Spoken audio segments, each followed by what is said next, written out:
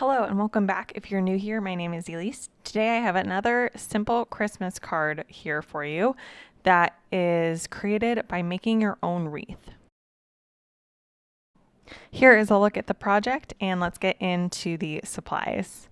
So here you can see my supplies. I have got the new oval A2 foundation stencil with the little oval. I'm not going to use that today, but I wanted to show you that it does come with those as well and a number of different other oval sizes.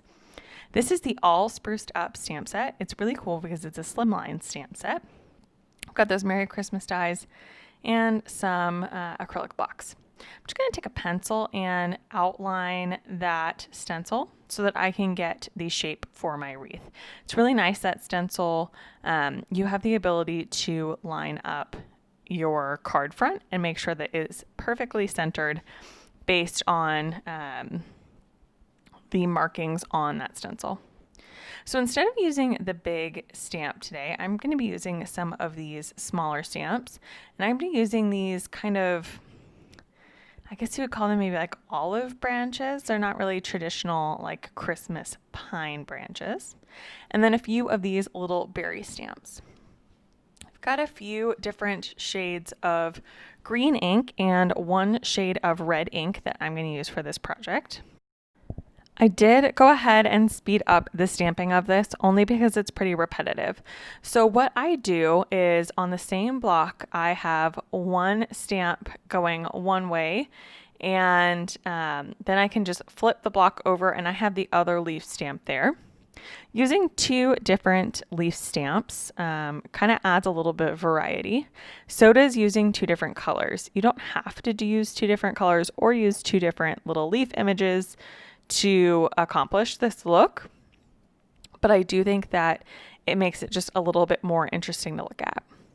I've done a number of these kinds of cards in the past, but I usually use leaves that look like pine branches because that's a little bit more traditional, and I typically do circle wreaths. So I thought that this card would be fun and a little bit of a different way to do this because I am using an oval for my wreath shape. I'm kind of more making a frame for my sentiment to sit on instead of the wreath itself being, like the main focus of the card. And I'm also using, like I said, not pine branches. So it's kind of fun. I'm just going to finish up this leaf stamping and then I can move on to the berries. There are individual pine branch stamps in the stamp set. There are also acorns that you could use to build out a wreath. So there's a lot of different options, and it's really, really cool because this stamp set is slimline sized. And I've yet to find another manufacturer outside of Trinity that does slimline sized background stamps. Just going in with some red ink, and I'm using both the image that has the 3 berries and the image that only has 1 berry. And just kind of scattering those around, no rhyme or reason, just where there's space. From there, I am just going to go ahead and take an eraser and erase my pencil line so that you don't see it on my final card. But it is very helpful to have, especially with these images, because I just lined up the vein of the leaf image, or that main branch, I guess I should say, and used that to make sure that I was following the oval line perfectly. Right now, I'm trying to decide if I want this to be pretty plain or if I want to kind of spruce it up. And I decided I wanted to spruce it up. So I taped that stencil back down into place and got some glitter paste. And I'm just going ahead and adding that to the center. So I know that I am going to have my sentiment sit in the center.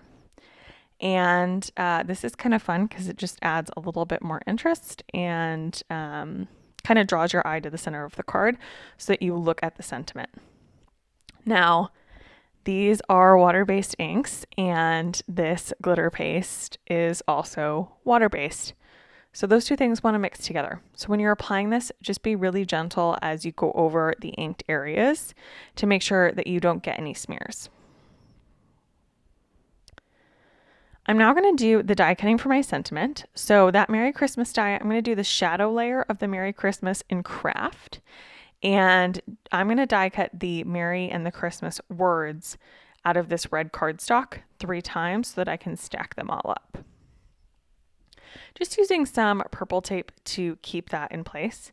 Now this is that red piece of cardstock is A2 panel sized, and I didn't want to cut another piece. So I'm trying to make sure that I can line these up so that I actually am going to get 3 die cuts out of each of these words out of there. So in the end I was successful.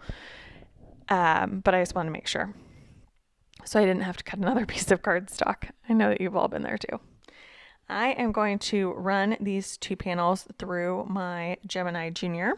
And like I said, I'm going to run that Merry and Christmas through 2 more times after this so that I end up with 3 of each word so that I can stack them up on my card and get some good dimension on that sentiment. Now that I have run those through my die cutting machine, I can glue them together. Now, I started this thinking I wanted to use this little Xyron sticker maker. Am I the only one every time I use this? I'm kind of disappointed in it.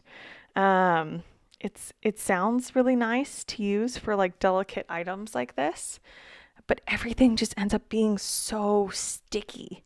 And I'm like scraping off the extra little sticky bits. So somebody tell me what I'm doing wrong, because I would love to have this be more effective for me. So I went ahead and did that for the Merry and stacked them all together. And you'll see me here. This is the last Merry that I'm just threading on and stacking. And for Christmas, I went my typical route, which is using liquid glue and just tiny little dots all over the word to stack them together. It's equally as effective in my opinion.